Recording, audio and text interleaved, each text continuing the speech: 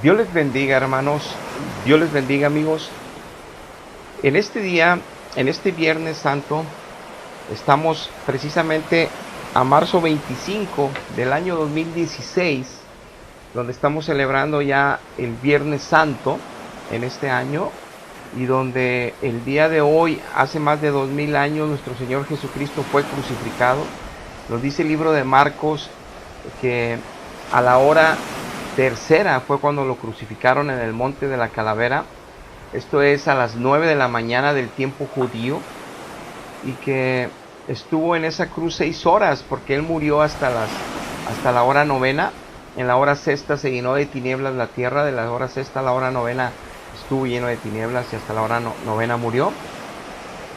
Y hemos estado viendo estos videos. Este es el último de esta serie, donde estamos analizando las 7 últimas palabras que nuestro Señor Jesucristo habló desde la cruz para nosotros, para sus seguidores, para la humanidad que quiera escucharle y escapar de los engaños de religiones cristianas falsas o de propias interpretaciones de cómo es ser un verdadero cristiano o un seguidor de Cristo, para que realmente entendamos su mensaje, aún en esas 7 palabras que nos dedicó a nosotros también, en su deseo que siempre ha sido de salvarnos a todos. Ahora bien, en la palabra número sexto que veremos hoy, ya vimos las otras 5 palabras en videos anteriores. En la sexta palabra que pronuncia nuestro Señor Jesucristo, la encontramos en Juan capítulo 19, versículo 30, y dice: cuando Jesús hubo tomado ya el vinagre, dijo: consumado es. Después de que le dieron, cuando dijo tengo sed, que fue la palabra anterior, y lo que hicieron los romanos fue darle vinagre, se cumple lo que está escrito de él en los Salmos, que le tratarían así, que le darían hiel en lugar de agua, que ni ahí tendrían misericordia. En este momento él dice: consumado es. Cuando él habla de esta manera, ¿qué es lo que quiere decirnos a ti y a mí? ¿Qué es lo que quiso decir ahí? Pues en primer lugar, que para la misión de la cual lo envió Dios Padre, en la cual él vino y decidió venir por nosotros, nuestro Señor Jesucristo, él ya la había terminado hasta ese momento. Había cumplido toda la palabra profética que sus santos profetas hablaron todo el Antiguo Testamento, de la venida de un Mesías, de la llegada de un Rey eterno, de la llegada de un reino diferente, del establecimiento de la gloria de Dios a través de su Hijo, que traería la verdad, que traería la justicia y la ajustaría como plomada a un extremo mayor que el Antiguo Testamento. En otras palabras, que el pueblo de Dios del Nuevo Testamento, de la iglesia de Cristo, no sería un pueblo que se dice ser cristiano y sigue en pecados y sigue haciendo todas las atrocidades, como vemos lamentablemente ahorita en todo el mundo, sobre todo Latinoamérica, que creen en religiones cristianas falsas, creen en sacramentos falsos, y sus vidas siguen siendo destruidas tanto personalmente como familiarmente.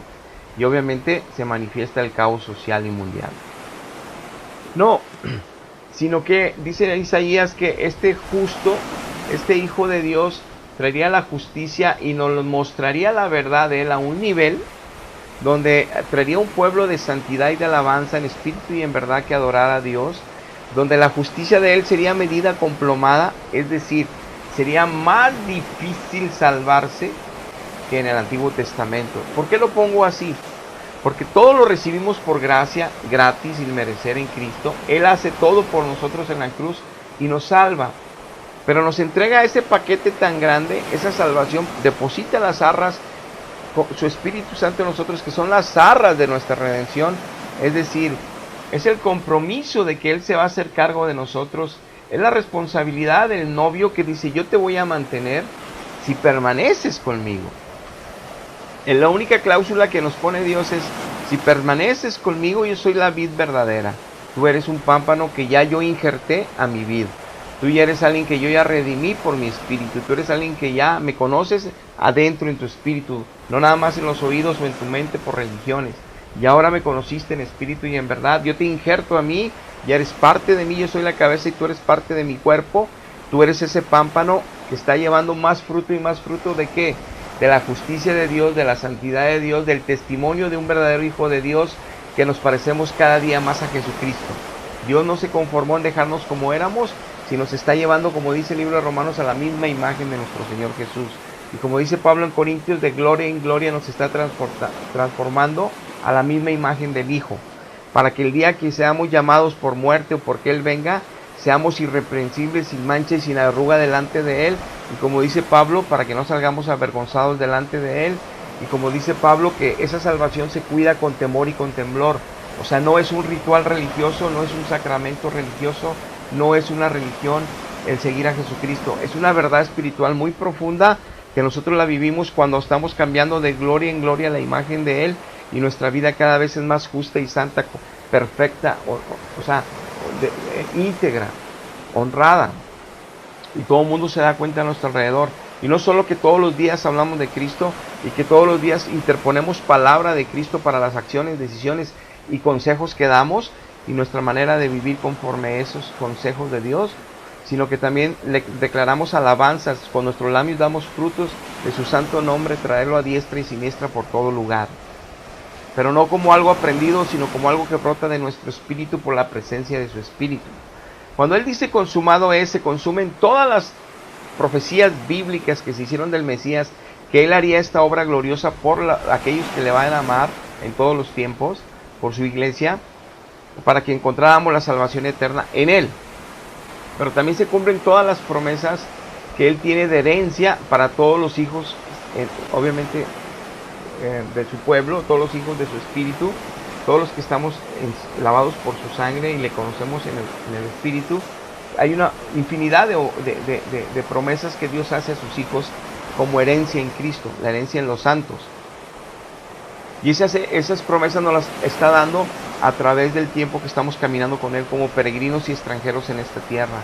Entonces, consumado es la obra gloriosa que por el sacrificio tan grande que Él sufre en esa cruz, esas 6 horas de martirio constante, esa deshidratación por el derrame de su sangre, ese choque hipovolémico, el que baja la cantidad de los 5 litros que deben de circular en su torrente circulatorio para que la bomba de su corazón funcione bien, pero que se está derramando y derramando, bajando el nivel de litros de sangre hasta el grado que hay un choque hipovolémico y se detiene el corazón, como le pasó a nuestro Señor. Todas esas 6 horas, dice, terminé la obra. O sea, no dejó nada pendiente. No necesitamos nuevos dogmas de fe, en pocas palabras. Él dijo en Isaías 8:2 que de Sión saldría la palabra, de Jerusalén la palabra del Nuevo Testamento. Y de Sión, o sea, del pueblo de Dios, salió todo el antiguo pacto con sus profetas y con todos sus siervos de la ley. Y todo en el Nuevo Testamento salieron nada más de Jerusalén, donde fue establecida su primera iglesia con sus primeros apóstoles, incluyendo a Pablo, y son las epístolas que tenemos. Entonces Él cumplió todo, Él dejó todo consumado, Él dejó todo completo. No necesitamos que en el siglo I, ¿qué dijo Policarpio? No necesitamos en el siglo II, ¿qué dijo San Agustín? No necesitamos qué dijo Irineo, no necesitamos qué dijeron todos esos hombres de Dios de los primeros siglos, padres de la iglesia, para confirmar doctrinas paulinas, doctrinas de Pedro, doctrinas de Juan, doctrinas universales de Dios a través de sus santos hombres, que nos dejó desde el Antiguo Testamento la referencia que de ellos solo vendría la verdad. Y Él mismo nos lo dice en los evangelios en Juan 17, Dios, no nomás te pido por ellos que los cuides, porque ellos no son del mundo, son míos ya, pero tienen que estar en el mundo para dar testimonio de mí, para alcanzar a todos los que van a ser salvos, sino que te pido que también los cuides a todos los que van a creer por la palabra de ellos. Ellos significa Pedro, Juan, Jacobo, Santiago, Judas, que es el mismo Jacobo y Santiago, pero que es Marcos, Lucas, que sabemos que es Juan. Entonces, todos los evangelios, Mateo, todos los evangelios, el libro de Hebreos, todos los que vienen en el Nuevo Testamento, no vamos a poner atención qué dijeron los padres los primeros siglos, qué dijeron los reformistas, en qué es lo que no vamos a poner atención, en que las doctrinas que ellos establecen, en los problemas culturales que ellos tuvieron en la Edad Media, en los problemas que tuvieron otros personajes de Dios, usados por Dios, que los usó con poder para sus tiempos, sus culturas y sus momentos, para restablecer el evangelio puro, no van a ser la cátedra que yo voy a seguir. Yo voy a seguir la cátedra de Cristo, de Cristo, según sus santos apóstoles, como lo dicta su palabra y como su espíritu me lo va a revelar. Porque si yo empiezo a llenarme de letra, de lo que interpretaron otros siervos de Dios, para continuar yo las doctrinas paulinas y confirmarlas con esos hombres, me puedo entrar en diferentes corrientes. Ya puedo ser arminiano, puedo ser calvinista, puedo ser de todo tipo y crear división en la iglesia, como sucede hoy en día lamentablemente. No, yo voy a seguir la doctrina de Pablo y voy a amar a los arminianos, voy a amar a los calvinistas, a todos aquellos que el Espíritu me diga que son mis hermanos y que son de la misma sangre de Cristo. Los que están en esos debates y en esos problemas no pueden ver la gloria de Dios en los demás hermanos al nivel que debieran de verlo, y nada más los que ellos seleccionan según la Escritura los ven. Porque lamentablemente han hecho juicio y han juzgado según se han sido instruidos de una manera radical. Pero todos ellos también son cristianos, hijos de Dios. La cuestión aquí es que consumado es para que en todos los tiempos hubiera pueblo que le alabara en espíritu y en verdad. Perdón. Ahora bien, en este momento glorioso de nuestro Señor Jesucristo, todas las promesas quedaron cumplidas. Dice así la Biblia en Hebreos 12:2: puesto los ojos en Jesús, el autor y consumador de la fe, el cual por el gozo puesto delante de él sufrió la cruz, menospreciando el oprobio, y se sentó a la diestra del trono de Dios. Dice la Biblia que los ojos que nosotros los creyentes debemos de tener solo a Jesucristo, solo a Él debemos de seguir, solo su doctrina debemos de seguir, y no a los hombres de Dios que nos están adoctrinando según sus propias interpretaciones, según sus propias doctrinas, conforme a la doctrina de Dios, porque muchos de ellos hacen definiciones de doctrinas bíblicas que crean controversias y que crean división en el cuerpo. Yo voy a seguir la guía del Espíritu y voy a seguir la palabra de Dios, que Él me la enseñe, y que los maestros yo tengo que discernir qué es correcto y qué no en mi crecimiento espiritual. Obviamente Dios tiene grandes maestros, pastores llenos de ciencia y sabiduría, que hablan la sana doctrina conforme el Espíritu les da, y eso lo confirma el Espíritu en nosotros.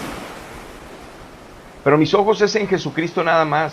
No es en apariciones del cielo de otros personajes que vienen del cielo, porque me van a desviar de la verdad. No es en santos muertos que porque se aparecen o porque son milagrosos, porque me van a desviar de la verdad. Dice Romanos 15:8: pues os digo que Cristo Jesús vino a ser siervo de la circuncisión para mostrar la verdad de Dios, para confirmar las promesas hechas a los padres. Cristo vino a cumplir la ley en todo, y la vino y la cumplió, para que todas las promesas que Dios había hecho desde Abraham se cumpliese en toda la iglesia de todos los tiempos, como está cumpliéndose ahora. Entonces Él cumplió, consumó su obra total, sin ninguna contratiempo, sin ninguna desviación. Él cumplió tal y como estaba dictado por el Padre. Él nada le falló al Padre, Él nada le falló, fue excelente en su obra, consumó por total la obra. Entonces en Cristo, dice Colosenses, que en Él estamos completos, que la plenitud de la divinidad y del poder, la autoridad y la bendición, Dios la colocó en Él para nuestra bendición como cabeza, que no necesitamos buscar otros seres para intercesión, que no necesitamos buscar otros seres para comunión espiritual de parte de Dios, que no necesitamos buscar otros seres que no sea solo Jesucristo su Hijo, el único intermediario, no solo para la redención y salvación, sino para la comunión íntima con Dios en todos los tiempos hasta partir de esta tierra. Solo Dios es omnisciente y omnipresente, y solo Dios puede darnos todo ese entendimiento y toda la gracia y toda la verdad que existe en Él, en nuestro corazón, si somos fieles a su palabra. Por eso Cristo decía: no crean en de qué vientre vengo o de qué seno mamé, crean en mi palabra, porque mi palabra es la que les va a dar vida, es la que los va a limpiar, es la que los va a llevar a ser libres, es lo que les va a santificar, es donde pueden crecer por medio de mi espíritu a la santidad. Por eso en las doctrinas falsas nadie crece a santidad, siguen con los mismos pecados, porque creen sus propios dogmas, doctrinas, aún y de la Biblia, pero mal establecidos por errores de los siervos de siglos. Entonces el único que ponemos nuestra vista es en Jesús, del único que hablamos es de Jesús, del único que tenemos comuniones de Jesús y de Dios Padre. De nadie más hablamos como fe, de nadie más ponemos nuestros ojos como fe, de nadie más veneramos como fe, y mucho menos ni Cristo ni al Padre ponemos imágenes, porque Él es vivo y espíritu. Él es un Espíritu Santo vivo. No tengo que poner imágenes para tener una comunión con Él ni para que me lo recuerde. Mi espíritu, ahí habita mi Dios, y yo me postro y me humillo para alcanzar, tener un encuentro con Él en el Espíritu. Y no pongo una imagen para que venga un espíritu del enemigo y me engañe como que es Dios y yo crea que es Dios, y mi vida siga siendo muerta por el pecado, sufriendo las consecuencias de mi familia destruida, porque aunque crea en Dios y esté lleno de imágenes y de rituales, mi vida está destruida por el pecado y mi familia también. No, yo pongo la fe en Él y su espíritu lo busco en el espíritu, como se ve. Por eso busca en espíritu y en verdad, no en imagen y religión, en espíritu y en verdad. Y es como Él consumó toda esa gloria para que yo lo entendiera cuando naciera de nuevo, y todos los millones que han nacido de nuevo, y terminó y culminó la obra perfecta, y estamos completos y estamos perfectos en Él. Dice 2 de Pedro 1:3 que somos participantes ya de la naturaleza de Dios, porque todas las cosas que pertenecen a la vida y a la piedad nos han sido dadas por su divino poder, mediante el conocimiento de aquel que nos llamó por su gloria y excelencia, por medio de las cuales nos ha dado, o sea, por medio de su gloria y su excelencia, nos ha dado preciosas y grandísimas promesas, para que por ellas llegásemos a ser participantes de la naturaleza divina, habiendo huido de la corrupción que hay en el mundo a causa de los deseos pecaminosos. Dice, por su poder y su excelencia, por medio de estas poder y esta excelencia, por su divino poder, Él nos llamó para su gloria y nos hizo salir del mundo, nos hizo dejar todos los deseos pecaminosos, nos hizo entender su verdad, nos llenó de su gracia y su poder, dice que con su poder, para que nosotros escapemos de todos esos entendimientos equivocados, aún por religiones falsas cristianas de Dios mismo, para que entendamos bien su verdad, vivamos bien con su gracia y su poder, de santidad en santidad avanzando y conociendo los misterios profundos de su palabra, que nada más tratan del Padre y del Hijo solamente. De eso se trata el Evangelio, no de otros seres aparecidos ni de otras veneraciones, y mucho menos sobre imágenes. Y dice que por eso somos participantes de la naturaleza divina, porque la gloria y la excelencia nos la está colocando con su divino poder para que podamos escapar del pecado. Entonces no estamos solos, estamos con Él. Por eso un cristiano que está peque y peque y peque y sigue confesándose los mismos pecados y lo absuelven y penitencias, es una mentira. Cuando el poder de Dios está en un hombre, en una mujer, cuando la naturaleza divina ya ha sido partícipe uno, nacimos del Espíritu, su gracia y su poder se manifiestan en su presencia y somos llevados a un nivel de gloria como seres humanos íntegros, honestos, sinceros. Ya no mentimos, ya no engañamos, ya no cometemos adulterio, fornicación, masturbación, ya no engañamos a la gente, ya no maltratamos con nuestras palabras hiriendo a la gente, ya no estamos nosotros envidiando, avariciando. Dios nos hace crecer y limpiarnos de esas inmundicias y ser hijos santos, testimonios reales de que lo que Él consumó en la cruz se dio el fruto, y encuentra Él hijos que lo adoran en espíritu y en verdad, y que testificamos como luminarias en este mundo en medio de una religión cristiana falsa, llena de oscuridad, donde no hay poder, no hay gloria para Dios, y hay un sinfín de fiestas para puros seres aparecidos, para imágenes, altares, y una religiosidad por todo el mundo, y las familias, el 70% divorciados de ellos. Pero no quieren creer la verdad, prefieren seguir la mentira. Ese es el problema, y por eso predicamos. 1 Corintios 6:19, ¿o ignoran que el cuerpo de ustedes ya es el templo del Espíritu Santo, el cual el Espíritu Santo ya está con ustedes, el cual tienen de parte de Dios y que no es de ustedes? Entonces, somos templo ahora del Espíritu Santo. Él consumó esa promesa para abrir los cielos para la humanidad, para el que le quiera creer y seguir y caminar con Él y recibir en su espíritu y nacer de nuevo, para el que crea que Dios consumó todo y Él es suficiente para no tener fe en otros seres, que Él hizo posible que el Espíritu viniera a nosotros de Dios y que habite dentro de nosotros en nuestro espíritu, que ahora nosotros somos el templo de Dios. No hay un templo material, no hay un tabernáculo de Moisés en el desierto, no hay un tabernáculo de Salomón ahí en el templo de Jerusalén, no hay un tabernáculo hecho por manos humanos donde habite Dios. Ahí no habita Dios. Aún en los templos evangélicos no habita Dios ahí. Él habita en la gloria, en el cielo y en el corazón y en el espíritu de aquellos que le hemos recibido. Ahí habita Dios, y eso lo dice la Biblia, no yo. Entonces, ¿cómo voy a creer en la religión más grande que digan que Dios lo tienen encerrado en un metal, en un pan, y que ahí está encerrado en el Santísimo? Dice, eso creían los atenienses porque tenían un altar para Dios y lo tenían encerrado en un altar, y dice Hechos 17:24, el Dios que hizo el mundo y todas las cosas que en él hay, siendo Señor del cielo y siendo Señor de la tierra, Él no habita en templos hechos por manos humanas. Les dice Pablo a los atenienses, aquí tienen varios altares de dioses paganos, pero aquí tienen un altar que les dice el letrero al Dios no conocido, pero pusieron también imágenes. Ese Dios que ustedes no conocen, que ya adoran, le dice Pablo, lee todo el capítulo 17 de Hechos a los atenienses, a este que ustedes se postran y le lloran y le adoran, Dios del cielo, y que le están clamando con medio de altar con imágenes, es el Dios que yo anuncio, es el Dios, y yo vengo a hablarles de él, le dice a los atenienses, este Dios que yo anuncio y que es el verdadero y único Dios, no hay otros dioses más que él. Él creó la tierra, los cielos y todo lo visible y lo invisible, los poderes, potestades, rey, todo lo creó él, para él, por él, para su alabanza. Todo lo creó él. Y les dice Pablo, bueno, pues este Dios no podemos confundir que su divinidad la podemos nosotros poder imaginar que es oro, plata, imágenes, porque no es eso Dios, y mucho menos pensar, dice Pablo, les dice, que Dios puedes tú tenerlo encerrado en un altar, dentro de imágenes, o ahí en un lugar, en un altar, porque Dios no habita en templos hechos de manos humanas. Les decía Pablo en otras palabras, yo tengo una iglesia que vengo de Jerusalén, allá está Pedro, Jacobo y Juan en Jerusalén en la iglesia, tengo una iglesia en Éfeso, tengo una iglesia en Corinto, tengo una iglesia en Antioquía, tengo una iglesia que ya la armamos, estamos en la casa también, por ejemplo, en la casa de... Hay varias personas que mencionan la Biblia que en sus casas las usaban para casa de ninfas, casa de aún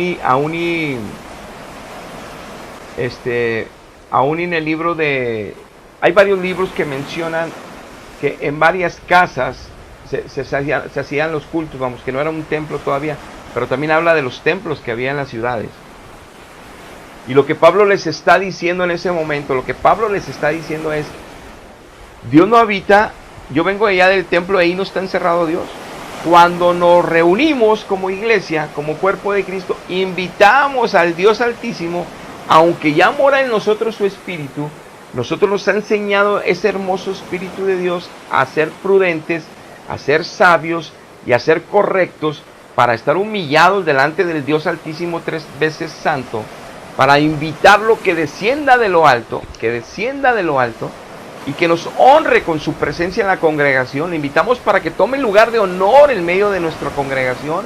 Le invitamos que descienda y tome lugar de honor el Padre. Le invitamos al Hijo que descienda y tome lugar de honor. Le invitamos al Espíritu Santo que nos rodee de sus ríos de agua viva, que nos limpie para ser aceptos al Padre y al Hijo.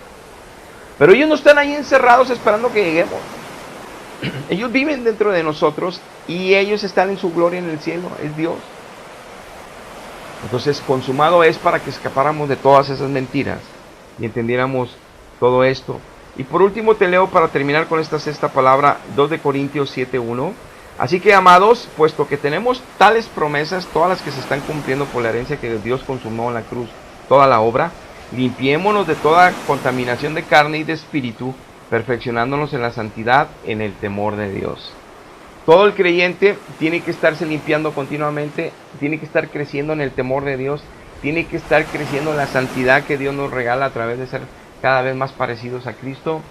Entonces tenemos que estar continuamente limpiándonos con su palabra, nuestro espíritu, y tenemos que estar continuamente limpiándonos en su presencia con su espíritu, para que estemos siendo totalmente limpiados de formas de pensar, de formas de entender, de formas de interpretar, y que esté colocada su verdad para ser completamente libres. Entonces tenemos un compromiso de no descuidar nuestra carne, de no descuidar nuestra alma y nuestro espíritu, porque se contaminan fácilmente en este mundo caído. Y por último, entramos a la séptima y última palabra para terminar esta serie de videos. Dice Lucas 23:46, entonces Jesús, clamando a gran voz, dijo, Padre, en tus manos encomiendo mi espíritu.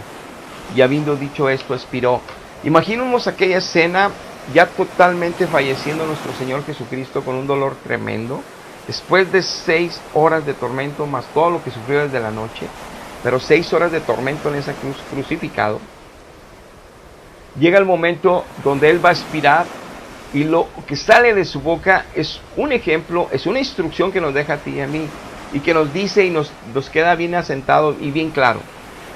No importa qué tanto yo vaya a padecer por seguir los pasos de Cristo, cuánto Dios permita que yo tenga que sufrir por amor a su nombre y por amor a su causa de tratar de salvar a todos los posibles en la humanidad. No importa cuánto tenga yo que padecer por amor de su nombre, pero sí me asegura su palabra que será su gracia y su poder el que me mantengan firme, como mantuvo a Pablo y a todos ellos en medio de tanta persecución, cárceles, azotes y testimonios gloriosos para el nombre de Dios y para el beneficio de su obra, que se extendió el reino de los cielos por ellos y que ahora espera la misma respuesta de su iglesia en este tiempo para que se siga extendiendo el reino de los cielos en medio de tanta tiniebla y su familia destruida, cristiana inclusive. No importa cuánto sea mi sufrimiento, porque como dice la Biblia, no hemos llegado a padecer hasta el sacrificio de cruz ni el derramamiento de sangre como para estarnos quejando. Y además nos dice la Biblia que nos ha dado un espíritu de amor, de poder y de dominio propio para poder soportar todo.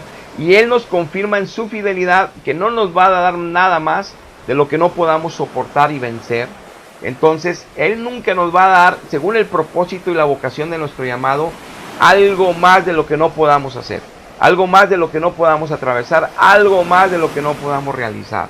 Nunca nos va a dar algo más. Él es bueno, pero sí nos va a preparar para poder soportar en la medida de lo posible y según nuestro llamado y según nuestro propósito para hacer la obra de Cristo, cada quien en su territorio y cada quien en su jerarquía y cada quien en lo que Dios ya predestinó, para poder acercarnos lo más posible a la medida del varón perfecto y en cualquier sufrimiento y en cualquier situación seguir alabando su santo nombre y seguir declarando el evangelio como lo hizo Cristo hasta el último segundo.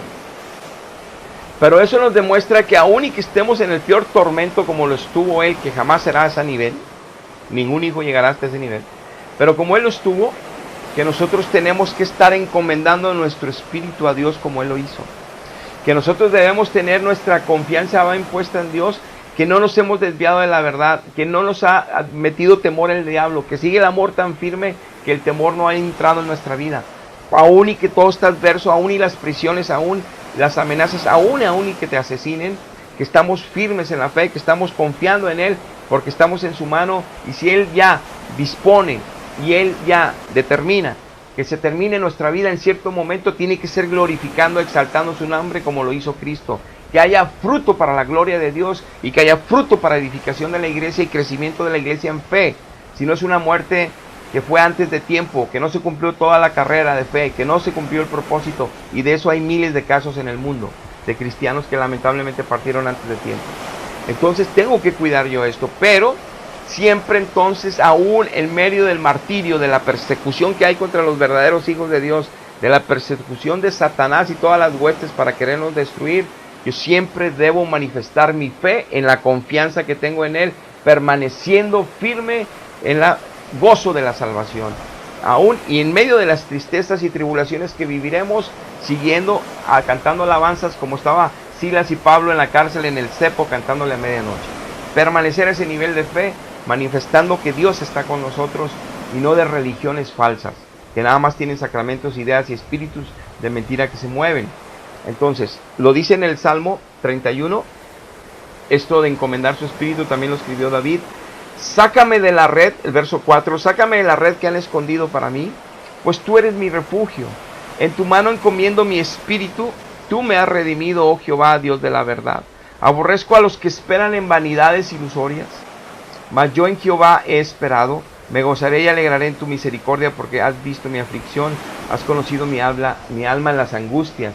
Este salmo también es profético para este momento de la cruz de nuestro Señor.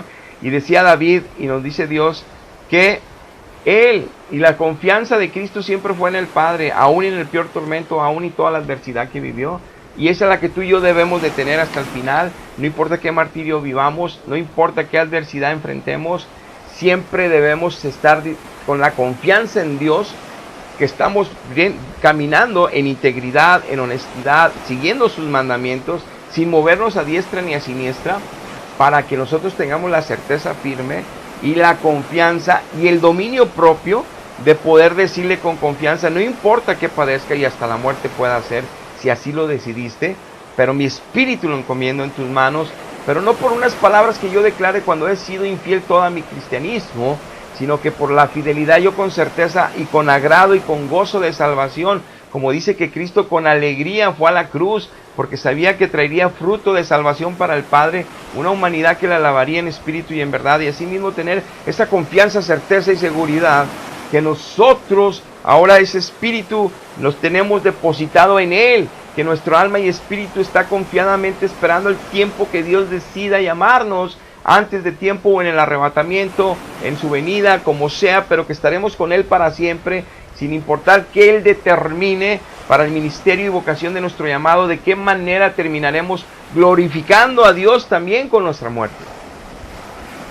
En esa confianza está este salmo y dice el verso 11, de todos mis enemigos soy objeto de oprobio y de mis vecinos mucho más, y el horror de mis conocidos, los que me ven fuera huyen de mí. He sido olvidado de su corazón como un muerto, he venido a ser como un vaso quebrado, porque oigo las calumnias de muchos, el miedo se asalta por todas partes mientras consultan juntos contra mí e idean quitarme la vida. Mas yo en ti confío, oh Jehová, tú eres mi Dios, en tu mano están mis tiempos, líbrame de la mano de mis enemigos y de mis perseguidores, haz que resplandezca tu rostro sobre tu siervo, sálvame por tu misericordia. David le decía, que también nos está hablando de Cristo aquí en la cruz, la confianza de Cristo en el Padre, por eso depositó su espíritu en Él, y la confianza de David también en su Dios Jehová, su Padre, porque también depositaba su espíritu en Él, y a pesar de todos los enemigos, y a pesar de todas las calumnias, y a pesar de todas las cosas que lo rodeaban, Él estaba en su espíritu confiado, en quien había creído, y en quien estaba esperando, y en cual sabía que en la misericordia de Dios sería ayudado hasta el fin. Y por eso le decía a David, en tus manos están mis tiempos. Y es que tú y yo tenemos que este salmo tomar, y de esta séptima palabra recibir, y entonces tenernos en claro y decidir poner nuestra confianza en Él, viviendo en sus estatutos, con el poder de su gracia, en una comunión excelente todos los días con Él, y en un entendimiento profundo de las Escrituras, escudriñándolas todos los días, porque ese es nuestro pan del cielo. Y entonces poder saber que en Él, en sus manos, está mi tiempo y el tuyo. Y que cuando tengamos que partir podamos decir, en tus manos encomiendo mi espíritu, porque esas pisadas y ese ejemplo nos dejó Cristo, aún en el peor tormento que pudo vivir un ser humano, Él se mantuvo fiel hasta el último segundo, hasta el último suspiro y hasta la última declaración. Fue sabio, confiando en su papá, en su Dios. Y termina este salmo, algo glorioso, verso 23. Amad a Jehová todos ustedes sus santos, a los fieles que guarda Jehová, porque a los fieles guarda Jehová, y paga abundantemente al que procede con soberbia.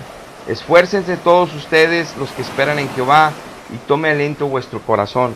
Nos deja ya Dios así como un consejo final y dice, va a ser fuerte el caminar en Cristo. No es una vida de maripositas y de vacaciones en la tierra. Este mundo es caído, está lleno de tinieblas, lo gobierna Satanás. Todo mundo les va a hablar, los va a querer injuriar, los va a querer ofender, los va a querer maltratar, los van a perseguir por hablar la verdad. Ustedes sigan hablando, yo estoy con ustedes, yo los defiendo. Pero aquí dice, ustedes sus santos, que vivan en justicia, no sean cristianos de religión y de sacramentos, o no sean evangélicos falsos, o no sean indoctos, o no sean inconstantes. Sean realmente mis hijos, llenen luminarias, llenos de mi poder, llenos de mi verdad. Realmente, porque esos son los que guardo, dice él, yo guardo a los justos. Y por eso hace la separación y dice, y a los soberbios, que dicen, yo ya lo tengo, no, él siempre salva, no, yo nunca voy a perder la salvación, no, yo nunca, o sea, los que todos son soberbios y no se humillan realmente delante de él, reconociendo que no han podido avanzar un milímetro en santidad, aun y que conozcan toda la Biblia, que no han avanzado un milímetro para la gloria de Dios, que el poder de Dios no se manifiesta en ellos para que crezcan y se vea la gloria del Hijo Jesucristo en ellos. Dice, esos soberbios los tengo lejos, lejos, pero los justos yo los guardo. Entonces no guarda a cualquiera que se dice cristiano, a los que viven como cristianos, dice Dios. Entonces dice, esfuércense, porque es difícil. El camino no es fácil, es muy difícil, muy angosto, la puerta muy estrecha, y muy poquitos de todos los millones que dicen estar, muy poquitos van a poder entrar. Entonces, terminamos estas 7 palabras con esto último, y ya como reflexión final, nosotros podemos ver ese gran amor de Dios, esas 7 palabras gloriosas que también Él desde la cruz nos dejó. Y lo único que podemos resumir, lo que Eclesiastés dice, que todo lo que Dios y todos los libros que se han escrito y todas las palabras de Dios que está escrita en el Antiguo y Nuevo Testamento, la resumió Eclesiastés, o sea, Salomón, de una manera: teme a Dios, arrepiéntete y apártate del mal, y dale gloria a Dios con tu vida. Entonces, tenemos que salirnos del pecado, separarnos de él definitivamente. Tenemos que aprender el temor de Dios, llenos de la sabiduría de Dios. Dios nos coloca su temor para poder apartarnos del mal. Y tenemos que vivir en esa conciencia y tenemos que vivir en esa magnitud de santidad y de justicia para ser verdaderas luminarias de Dios y no esperar que cuando muramos nos vamos a ir al cielo nomás porque nos dicen los pastores o porque nos dicen nuestra religión, cuando Dios es muy claro en su palabra. Y que tenemos que vivir, no importa que sea de martirio o de persecución, pero que tenemos que tener la confianza de que nuestro espíritu debe estar en las manos de Dios siempre, hasta el último aliento de nosotros, tener la certeza de que así fue y así será. Hasta aquí llegamos, hermanos. Dios les bendiga. Hasta la próxima.